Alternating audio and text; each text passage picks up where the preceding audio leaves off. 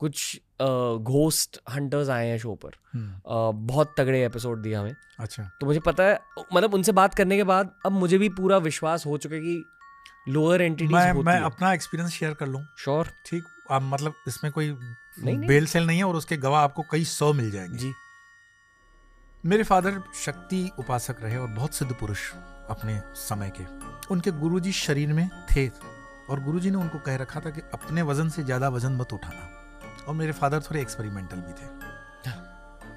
तंत्र में ये लालच आती है कि और थोड़ा उठा लूं, थोड़ा और उठा लूं, थोड़ा और कर लूं। तंत्र होता है परोपकार के लिए, अपने पैसे बनाने के लिए नहीं होता है तंत्र। तो ऐसे फंडों में वो पड़ जाते थे। किसी को कोई तकलीफ है, प्रेत बाधा है, भूत बाधा है, घुस जाते थे।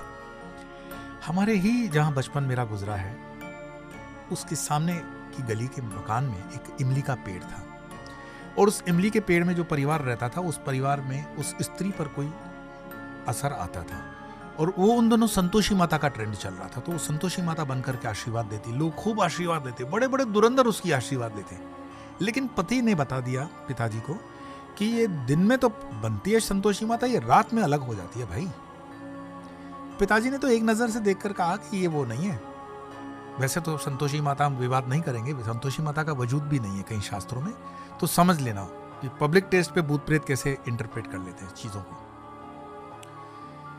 पिताजी ने एक बार मतलब उनके अनुरोध पर देखने गए और जो भी मंत्र वगैरह था उसको कह करके कह दिया कि भाई खाली कर दो, इस घर को खाली कर दो, बच्चे हैं छोटे, तुम्हें दूसरी जगह मिल जाएगी, हम तुम्हें नुकसान हम तुम्हें नहीं करते।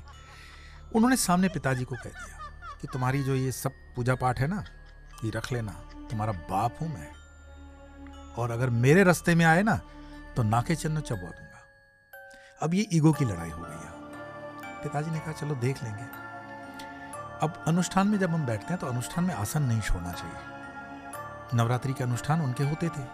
उस नवरात्रि के अनुष्ठान में उस लेडी को बहुत तकलीफ पड़ गई। उनके पति दौड़ते हुए आए, बोले आप चलो, हालात हमारे काबू के बाहर है। पिताजी ने कहा अनुष्ठान में हूं, अष्टमी के बाद आ जाऊंगा। उन्होंने कहा अष्टमी तो देर हो जाएगी, उसका शरीर छूट जाएगा तब तक, आप इतने दयावान हो, ये मतलब कुछ भी देखो, विधि का विधान भी है उसमें। पिताजी से पता नहीं क्यों ये गलती हुई। गुरुजी ने उनको हमेशा कहा था कि अनुष्ठान के बीच में मत उठना। उन्होंने अपना आसन छोड़ा, माला रखी और जो भी अपने साधन लेने थे वो तो लिए और पहुंच गए उसकी पेरीफेरी में और विभूति वगैरह का जो प्रयोग करना था किया। उसने कहा मैं यही चाहता था कि तुम गलती करो और तुमने गलती की। अब तुम आए तो हो, लेकिन तुम्हारे जाने तक दुनिया तुम्हारी बदल देंगे हम। तुम नहीं जानते हो मैं कौन हूं। और वो ब्रह्म राक्षस था। ये कैटेगरीज होती है। साधारण सी आत्मा परमा वो होती है ना, शैतान वैतान तो ठीक है, भूत पलीत को भगाना आसान होता है। ब्रह्म राक्षस को भगाना बहुत टेढ़ी खीर है, उसके लिए आपको लेवल लगता है। अब ब्रह्म राक्षस से पंगा लेने के बाद क्या हो गया कि ब्रह्म राक्षस ने पूरा का पूरा फैमिली मतलब जो है दाव पे ले लिया। उनको पता पड़ गया पिताजी को कि गलती तो हो गई। सीधे गुरुजी के पास पहुंचे। गुरुजी भी अनुष्ठान में है। बोले तुम यहाँ, बोले ये बात हुई, स्टोरी बता दी, तुमने अनुष्ठान क्यों छोड़ दिया, आसन से बाहर क्यों निकले, दिग्बंध वगैरह होता है हमारा, दिग्बंध से बाहर निकले हो क्यों? तो बोले हो गई गलती गुरुदेव। इसी मोमेंट बोले तुम तीर्थ की तरफ बढ़ जाओ, मैं भी तुम्हें नहीं बचा पाऊंगा क्योंकि मैं अनुष्ठान में हूं, अनुष्ठान पूरा होने के बाद होगा।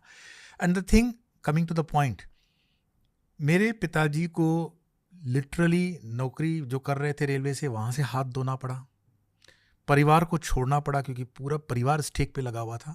गुरुजी ने कहा अगर परिवार को बचाना है तो तुम्हें जाना पड़ेगा। तो आप पूछोगे तो फिर उनकी जब तब ध्यान क्या हुआ?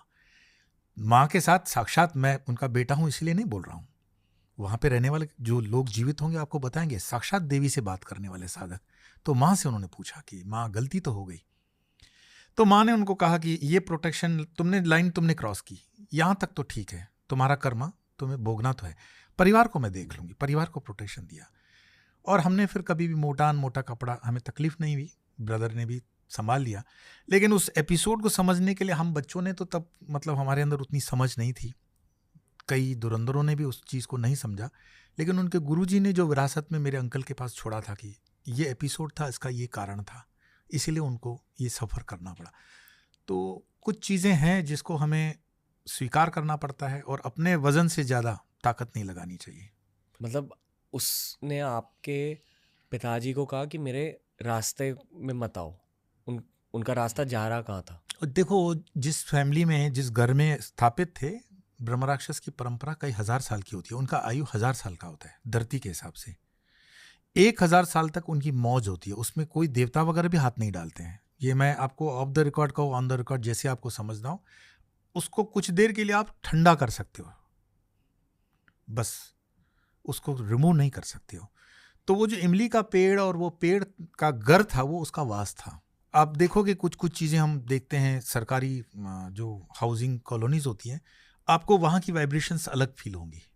मैं उस पर ज़्यादा इसीलिए नहीं बोलूँगा कि लोग बेवजह संशय आत्मा बन जाते हैं, पर ऐसी चीज़ें जो जंगलों में हैं, जो कब्रिस्तानों पे हैं, जो पुराने कुओं के पास हैं, पुराने तालाबों के पास हैं, उनकी एनर्जी लेवल है, वहाँ पे उनका कब्जा होता है। कई बिल्डर्स ज़मीन ग्रैब कर लेते हैं, आप देखते हैं, तो उस ज़मीन पर जब वो कंस्ट्रक्शन करते हैं, बड़े बड़े टावर्स बनते हैं, लेकिन वो टावर्स खाली रह जाते हैं। मैं खुद भुगत भोगी हूँ उसका। मैंने इन्वेस्ट किया और आज वो इन्वेस्टमेंट ज़ीरो पे है। वो कभी टावर फलीभूत ही नहीं हो पाया वापी के अंदर। तो कुछ चीज़ें हैं, इसको मानना पड़ता है। वरना सोचो 400-500 करोड़ की संपत्तियों में कोई इन्वेस्टर क्यों नहीं आएगा? घर क्यों खाली रह जाएंगे, मकान क्यों खाली रह जाएंगे? तो उनका वो कब्जा होता है और वो एनर्जी ऑरा जो भी आपका हो, वो अलाउ नहीं करती है सामने वाले को आने। और अगर उसके रास्ते में आप जाओगे, मानो कि कोई भी तंत्र लेकर के, अगर आप उनसे कमज़ोर पड़ गए तो वो आपको सल्टा देगा, और वहाँ तक नहीं सल्टाएगा, परिवार तक सल्टा देगा आपके। तो ऐसे कई किस्से हम, मतलब पिताजी से भी जो हमने सुने, देखे, या दूसरे संतों के साथ सानिध्य में रहे, काफ़ी number of incidents I can share with the addresses also. आपके साथ कभी कुछ हुआ? I feel I am blessed enough. मेरे साथ मेरे गुरु मतलब रामकृष्ण परमहंस की, जब मैं उनको नहीं जानता था तब भी मैं उनको जान रहा था, ऐसे मुझे लगा हमेशा।